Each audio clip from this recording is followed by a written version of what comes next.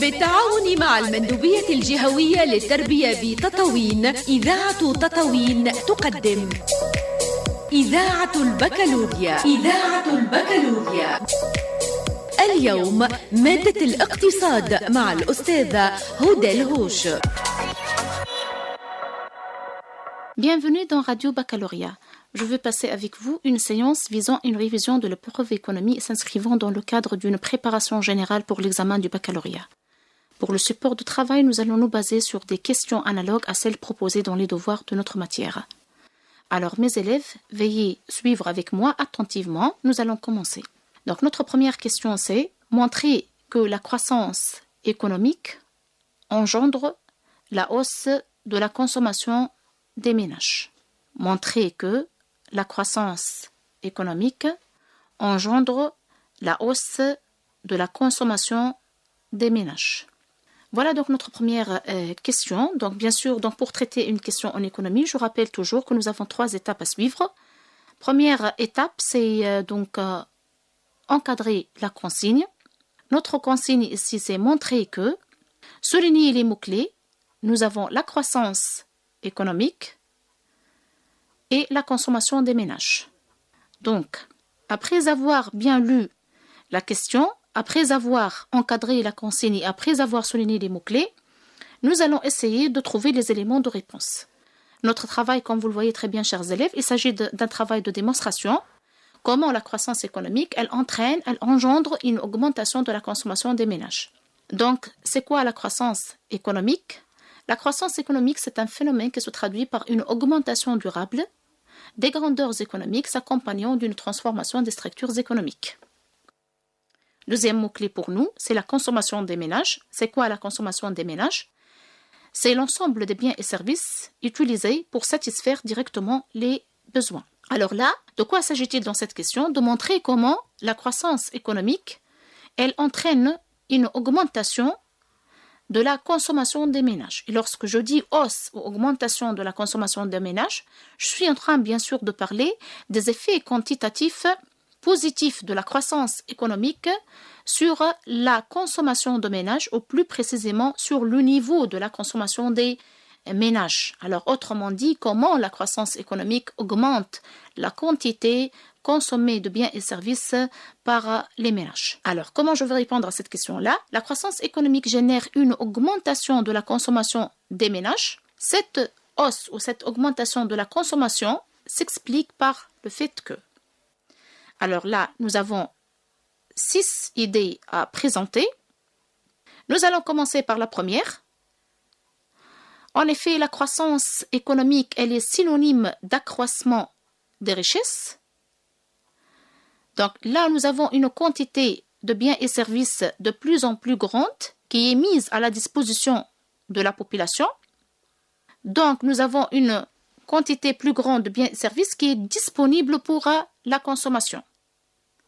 Donc, la croissance économique met à la disposition des ménages une quantité de plus en plus grande de biens et services, ce qui, bien sûr, les encourage à consommer davantage.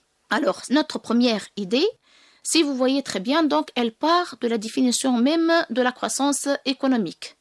Sachant que, bien sûr, je rappelle toujours que la croissance économique se traduit par l'augmentation durable des performances économiques et surtout, donc, la production des biens et services. Donc, cet accroissement de la production de biens et services, donc, permet d'encourager les consommateurs à consommer plus, étant donné que nous avons une quantité plus grande de biens et services qui est disponible pour la consommation. Deuxième idée, la croissance économique se traduisant par une modernisation de l'appareil productif. Et là, donc, on est en train de parler de l'intégration des nouvelles techniques de production dans le processus productif.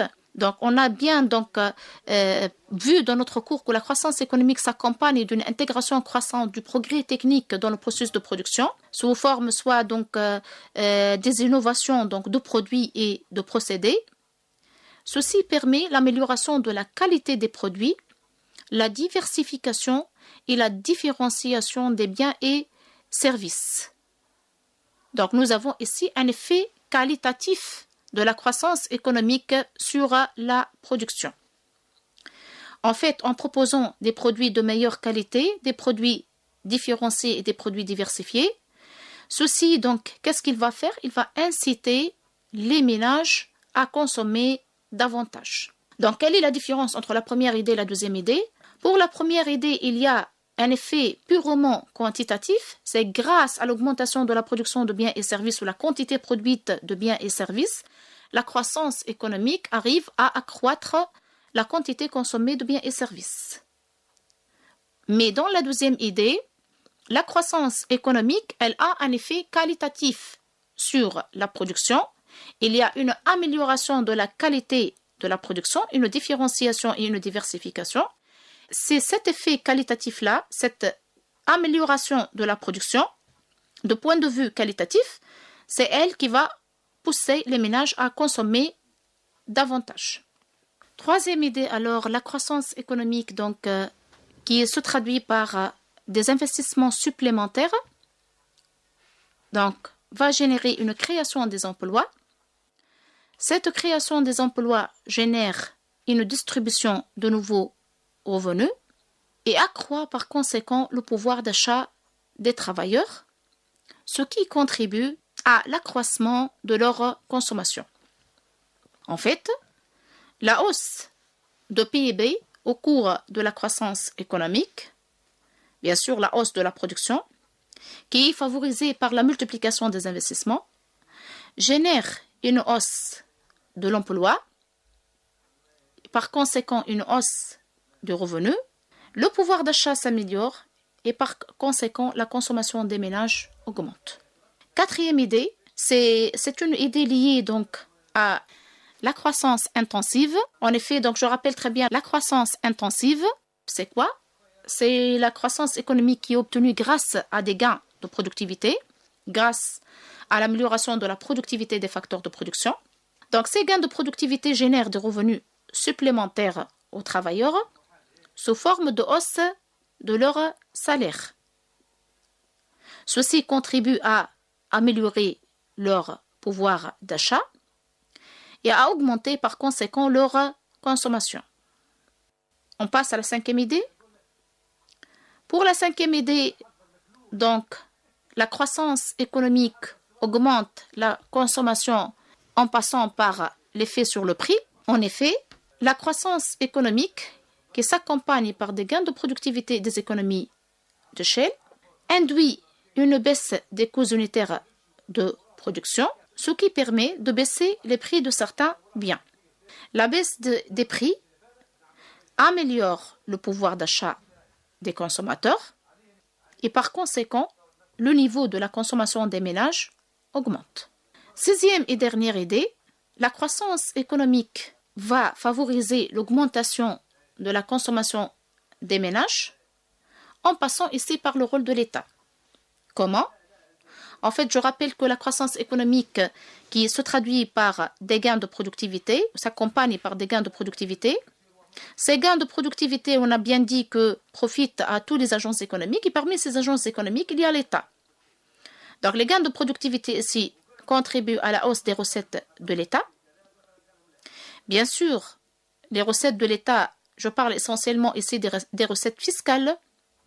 Donc, l'État peut donc trouver des ressources supplémentaires pour financer ses dépenses publiques, comme par exemple donc la distribution supplémentaire de revenus sociaux, ou ce qu'on appelle encore les revenus de transfert, ou les prestations sociales, ou ce qu'on appelle encore les revenus de transfert, qui sont des revenus sans contrepartie accordés par l'État à certaines catégories sociales. Et de cette façon-là, donc l'État va soutenir le pouvoir d'achat de ces catégories sociales. En outre, il y a une deuxième utilisation pour les recettes de l'État, bien sûr toujours sous forme de dépenses. Ces dépenses, cette fois-ci, concernent le financement des investissements publics. L'État alors peut financer l'infrastructure de base et accroître les possibilités de consommation de certains services, comme par exemple l'éducation, la santé, etc. Donc, qu'est-ce que je constate? Suite à l'augmentation des revenus de transfert et des services non marchands, le pouvoir d'achat des ménages augmente et d'une manière générale, le niveau de la consommation des ménages va augmenter. Voilà donc notre réponse complète pour la question 1. Donc je reformule donc d'une manière sommaire la réponse.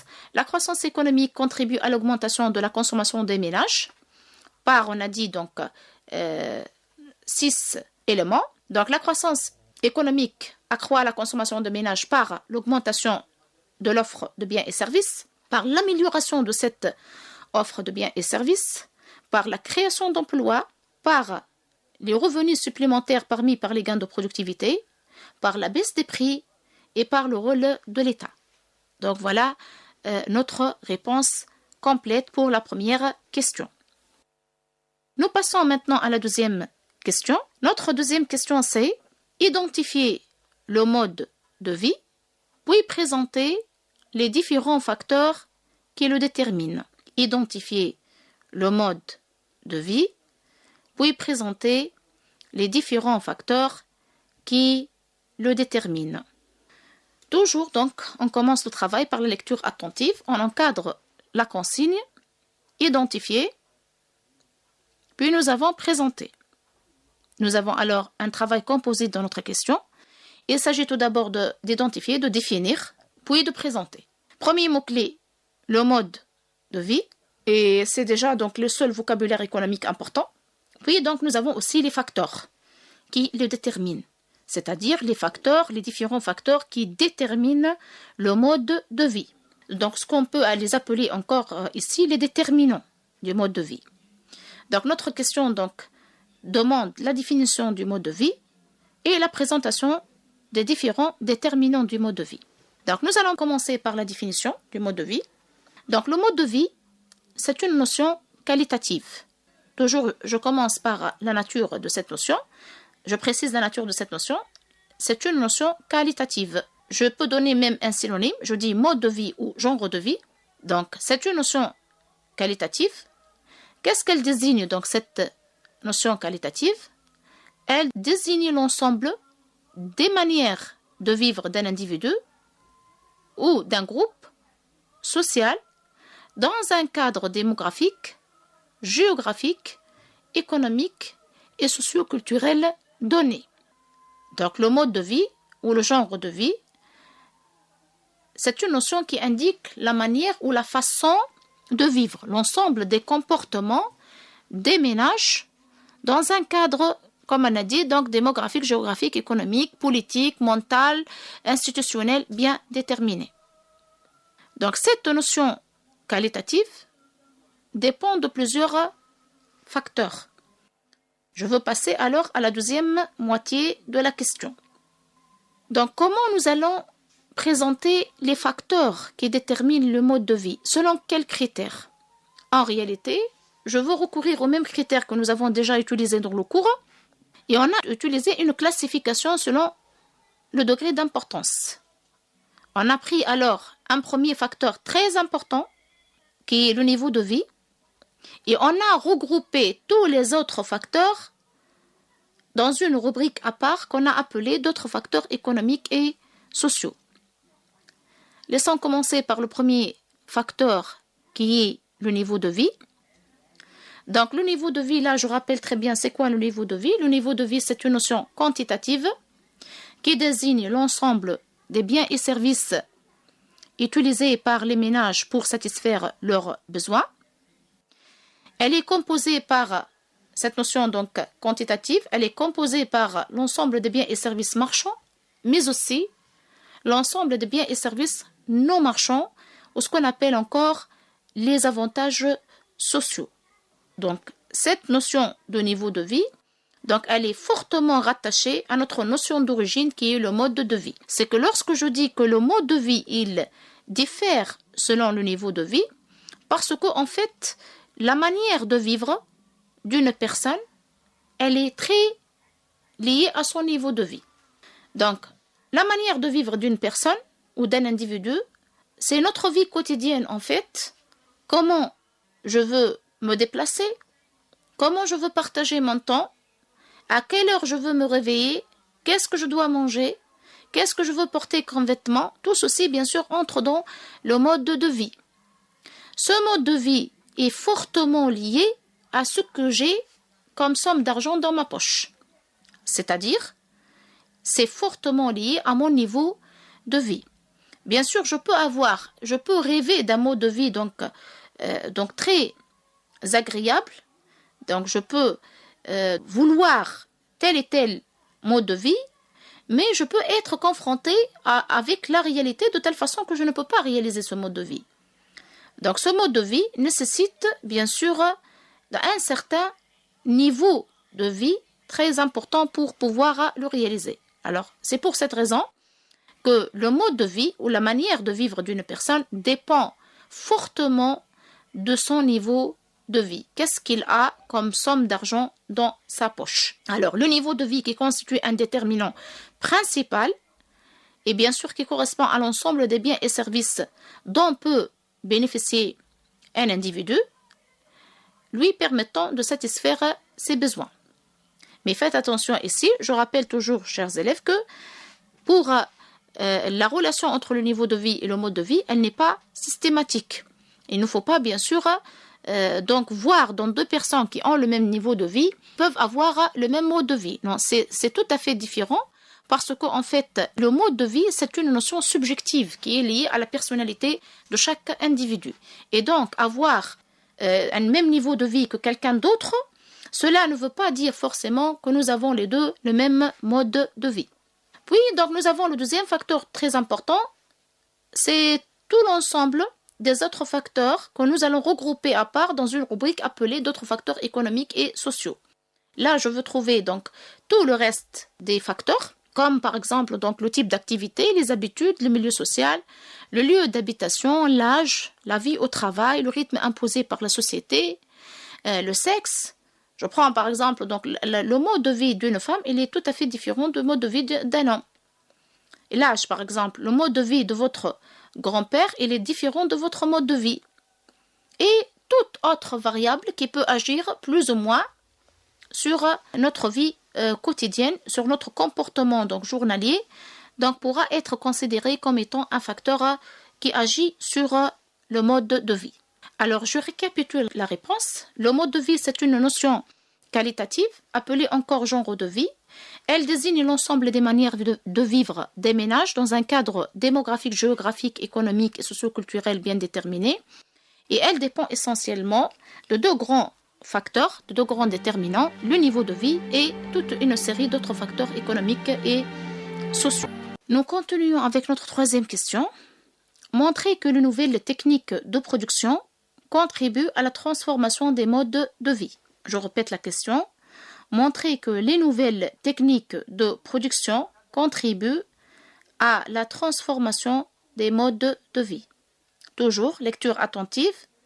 On encadre la consigne ensemble. Donc, nous avons montré que, il s'agit d'un travail de démonstration. On va expliquer, on va démontrer. Souligner les mots clés. Les nouvelles techniques de production et nous avons les modes de vie. Alors, il s'agit de montrer comment les nouvelles techniques de production contribuent ou participent à la transformation des modes de vie. Alors là, donc le mode de vie, donc c'est la notion que nous avons déjà clarifiée avec notre deuxième question. Donc, je rappelle très bien la notion de mode de vie. Le mode de vie ou genre de vie, c'est une notion qualitative qui désigne l'ensemble des manières ou des façons de vivre d'un individu, d'un groupe d'individus dans un cadre social, démographique, économique, socio-culturel bien déterminé. Pour les nouvelles techniques de production, bien sûr ici, donc qu'est-ce que je veux dire par les nouvelles techniques de production? Je veux dire les techniques de production modernes, tout ce qui est, par exemple, donc mécanisation, automatisation, robotisation, etc. Donc, tout ce qui est progrès technique intégré dans le processus de production.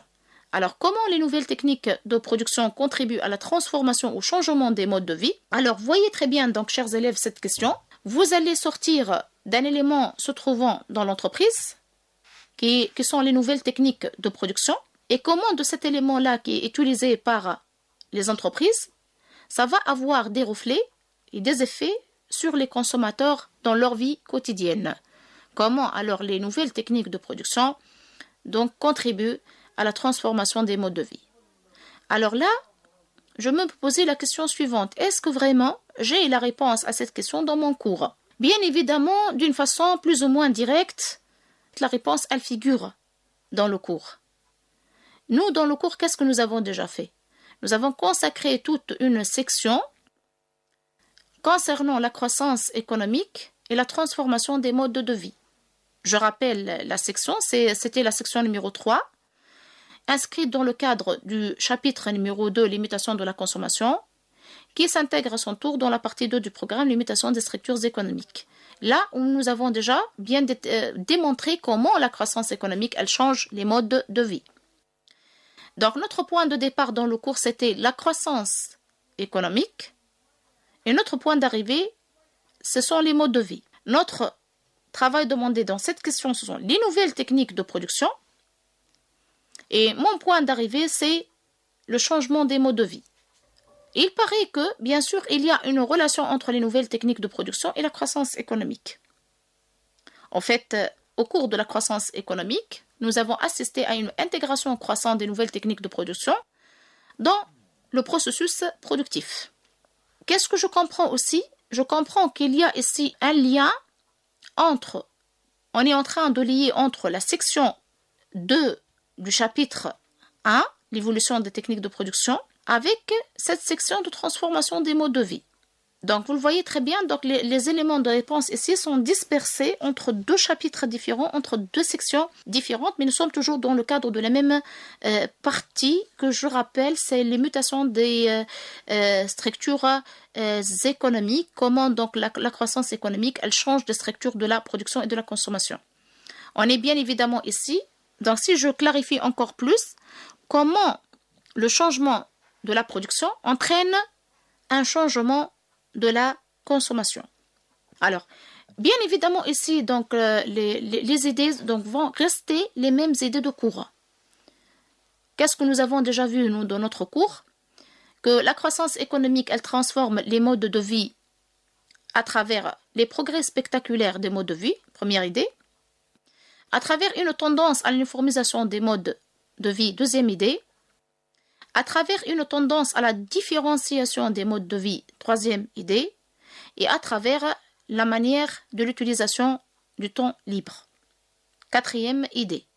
Sauf que je dois faire attention à ce que ici, je ne veux pas, bien sûr, sortir du phénomène général de la croissance économique. Je dois sortir des nouvelles techniques de production pour arriver au changement des modes de vie, donc, et non pas de la croissance économique. Donc, mon point de départ, je dois rappeler toujours, ce sont les nouvelles techniques de production. Donc, quel est l'effort que je dois fournir alors? C'est de trouver le lien et de faire le lien entre les nouvelles techniques de production et chaque manifestation de cette transformation des modes de vie. Alors, je reformule la réponse et j'explique. Donc, on est bien évidemment en train de traiter les techniques de production modernes, comment elles contribuent à la transformation des modes de vie. Alors, les techniques de production modernes génèrent, première idée, le progrès spectaculaire des modes de vie. En fait, ici, l'intégration des nouvelles techniques génère la multiplication ou le foisonnement des produits facilitant la vie quotidienne et permettant aux ménages de vivre autrement.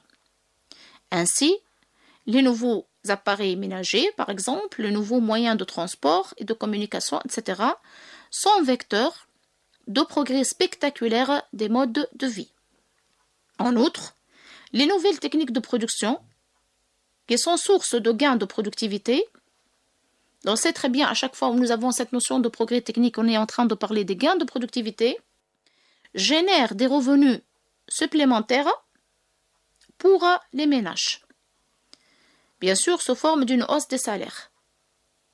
Cette augmentation des salaires des ménages est favorable à l'augmentation du niveau de vie et au progrès des manières de vivre. Alors, de cette façon-là, je vois très bien que ces techniques de production moderne, donc, transforme positivement la qualité des biens et services que nous sommes en train de consommer.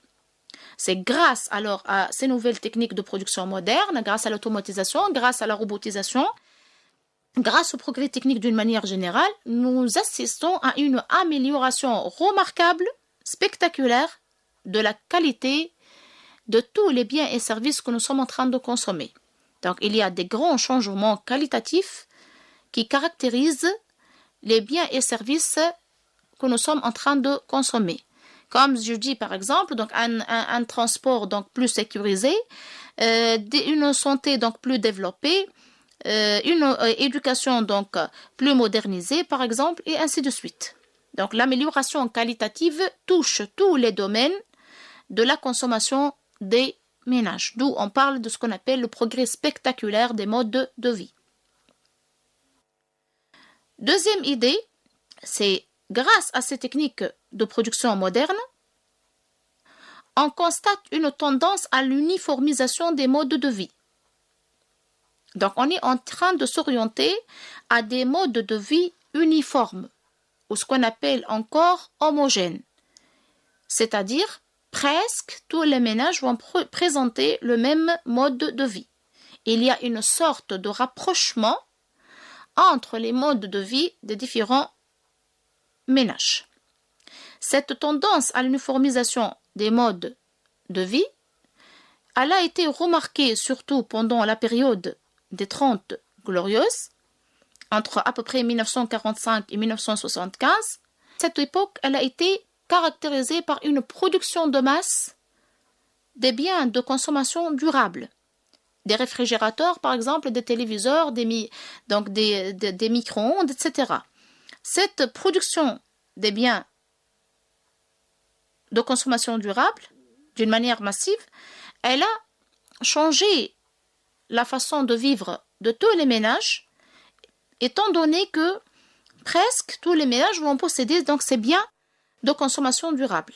Et donc, je veux trouver de part et d'autre chez tous les ménages presque la même catégorie de biens de consommation durable.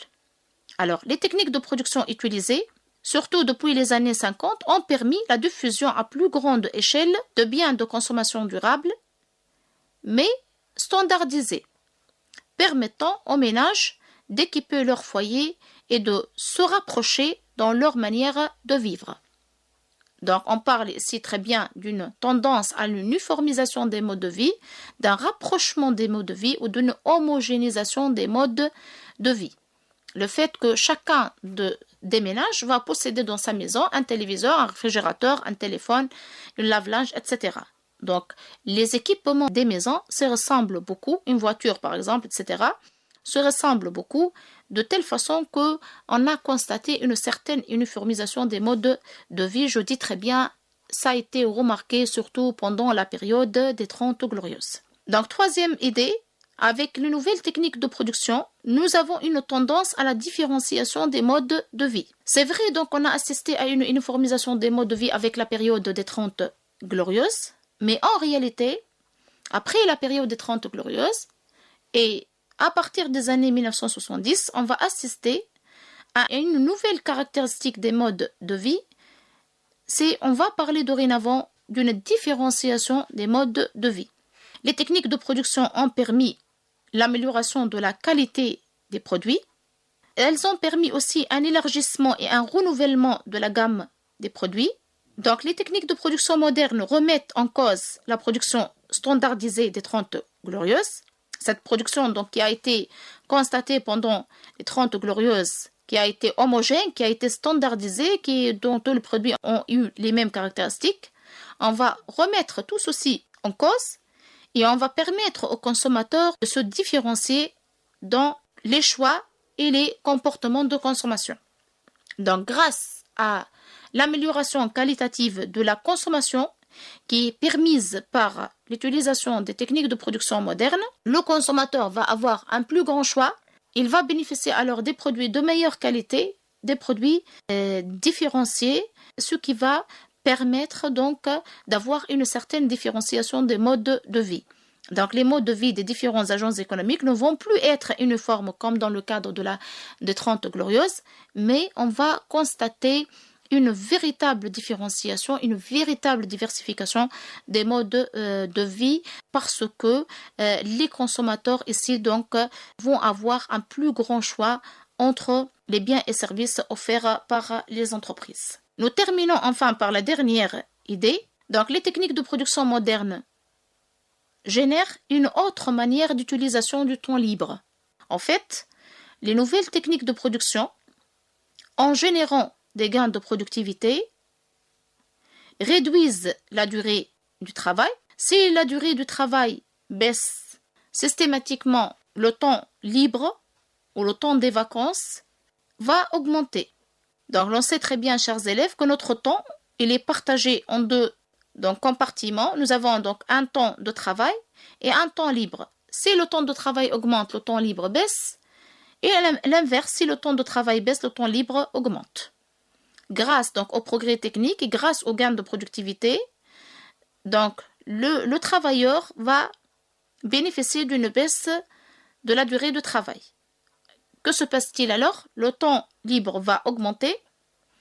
Les ménages utilisent autrement ce temps libre. Ils vont pratiquer plus d'activités culturelles, des loisirs plus diversifiés, des activités sportives, des activités conviviales, etc. Bien sûr, ceci développe de nouvelles habitudes de consommation chez les ménages, surtout en ce qui concerne le partage de leur temps et la manière de l'exploitation de leur temps libre. Alors voilà notre réponse. Je synthétise la réponse. Les techniques de production modernes contribuent à la transformation des modes de vie par 1. Les progrès spectaculaires des modes de vie. 2. L'uniformisation des modes de vie. 3. La différenciation des modes de vie. 4. Donc, le changement de l'utilisation du temps libre. Nous passons maintenant à la 4e question. Montrer que le PIB, produit intérieur brut, exprimé en PPA, PPA c'est la parité de pouvoir d'achat, constitue un indicateur pertinent de comparaison internationale de richesse créée. Montrer que le PIB exprimé en PPA, donc le produit intérieur brut exprimé en parité de pouvoir d'achat, constitue un indicateur pertinent de comparaison internationale de richesse créée. Alors la question tourne, chers élèves, autour d'une notion très importante, un indicateur de mesure très important pour nous en cette année, et c'est un indicateur tout à fait nouveau, ce qu'on appelle le PIB-PPA. C'est quoi le PIB-PPA? C'est quoi son utilité? Nous avons bien vu ceci donc dans le cours. Et nous allons utiliser tous les éléments de cours pour répondre à cette question. Le PIB-PPA, nous l'avons déjà vu au début de l'année. Et vous allez rencontrer donc cet indicateur-là tout au long du programme. Déjà, on l'utilise donc comme indicateur très important pour la mesure de niveau de vie encore. L'indicateur préféré par les organismes internationaux. Alors, comment je vais répondre à cette question?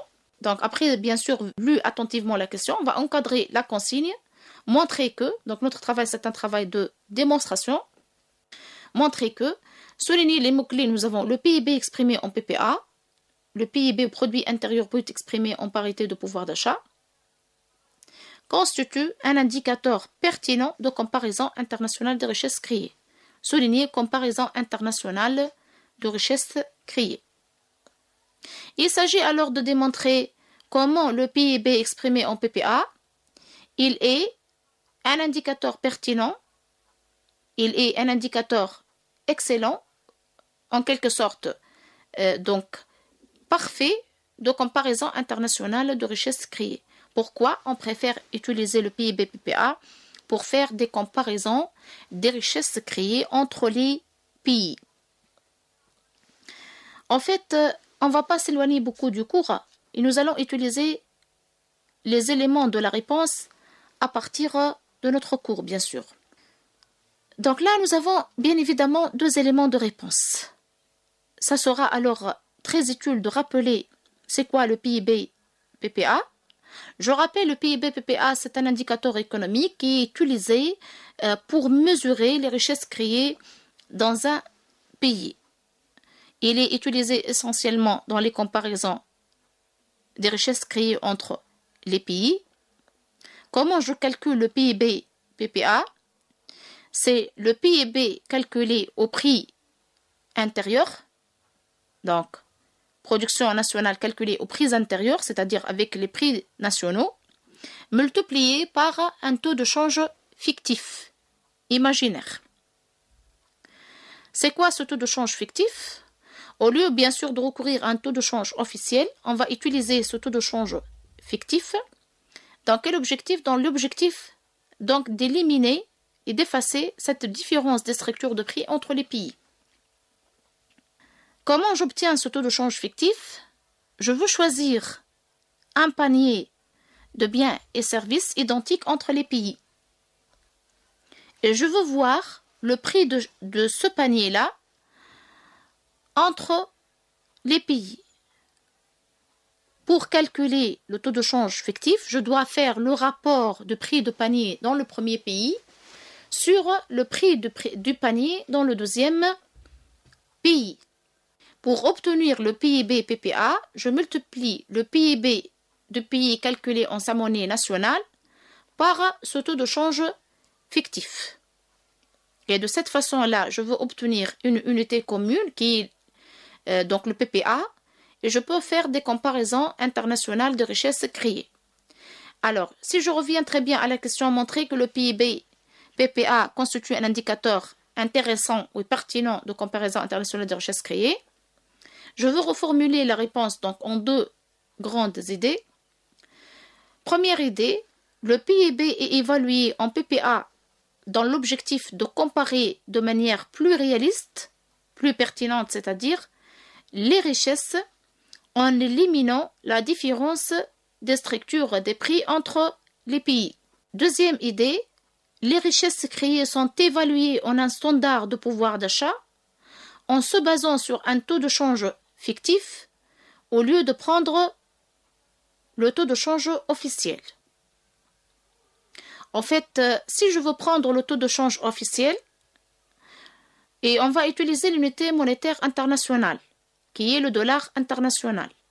Je veux convertir alors le PIB de deux pays en dollars international. Je veux constater que cette unité monétaire internationale commune n'a pas le même pouvoir d'achat entre les pays. Donc, pourquoi elle n'a pas le même pouvoir d'achat? Parce que les prix de biens et services sont différents entre les pays. Et donc, le taux de change officiel qui est donné par le marché de change international devient ici un indicateur non pertinent pour faire une comparaison réaliste, puisque donc ce n'est pas logique de comparer donc une unité monétaire commune entre les pays avec des différences de prix qui figurent entre les deux pays. Il faut effacer donc cette différence de prix. Il faut se débarrasser de la différence de structure de prix entre les pays.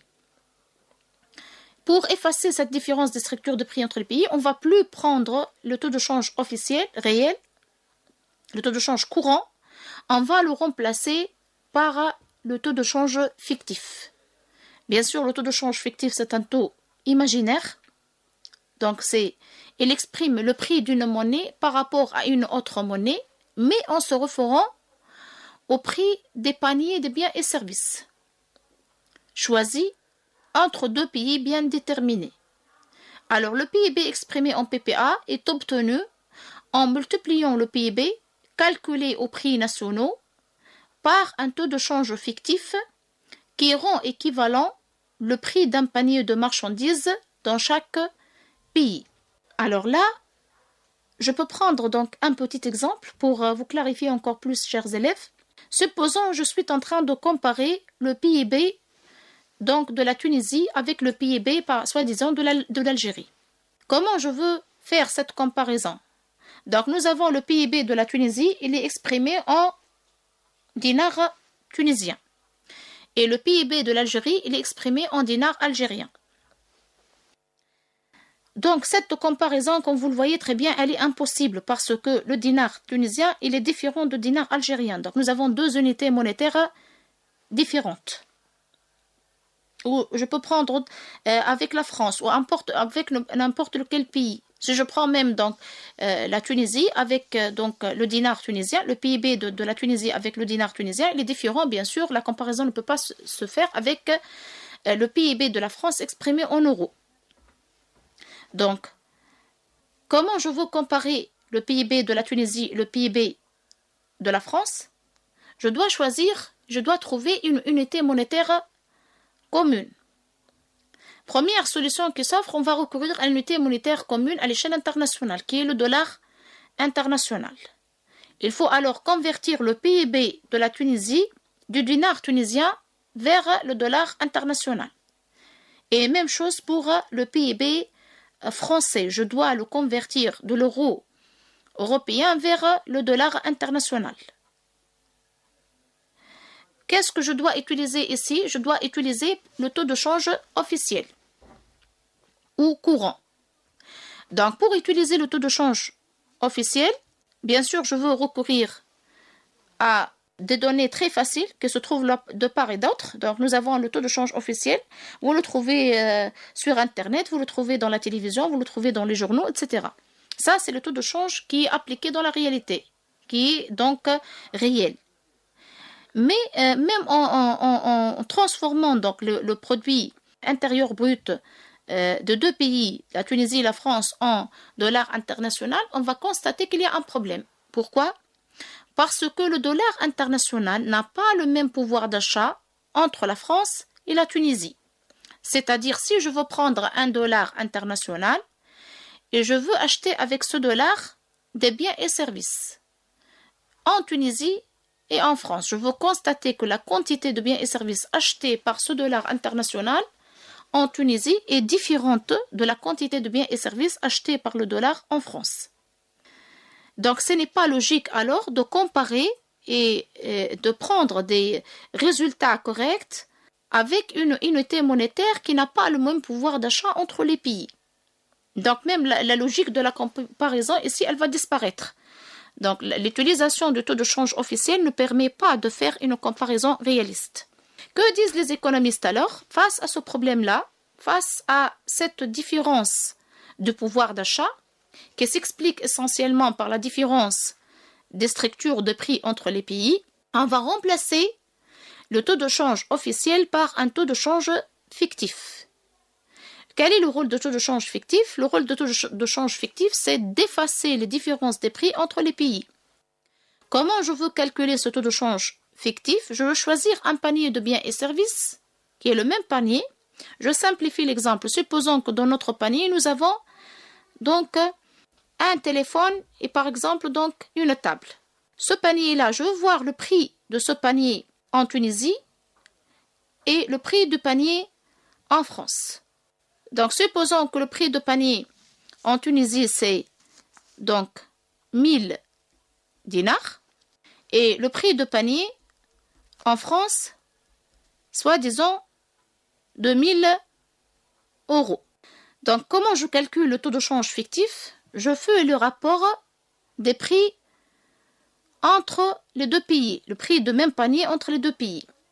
Donc, que je fais le prix de panier de la Tunisie sur le prix de panier en France ou le prix de panier en France sur le prix de panier en Tunisie, c'est la même chose en fait. Donc, on va aboutir enfin à la même possibilité de comparaison des richesses internationales entre les pays. Donc, je veux utiliser ce rapport de prix-là. Par exemple, si je fais le rapport de prix de la Tunisie sur celui de la France, ça va être 1000 sur 2000. Alors, ça va être 0,5 dinars par euro. Voilà mon taux de change fictif. Ou l'inverse. Et je l'applique lorsque je veux multiplier par le PIB de la Tunisie ou de la France. Bien sûr, ici, je rappelle toujours que la méthode, elle est imaginaire. Bien sûr, ce n'est pas réaliste parce que ce taux de change fictif même ne figure pas dans la réalité. L'objectif, ça reste un objectif théorique d'effacer, bien sûr, les différences des structures des prix.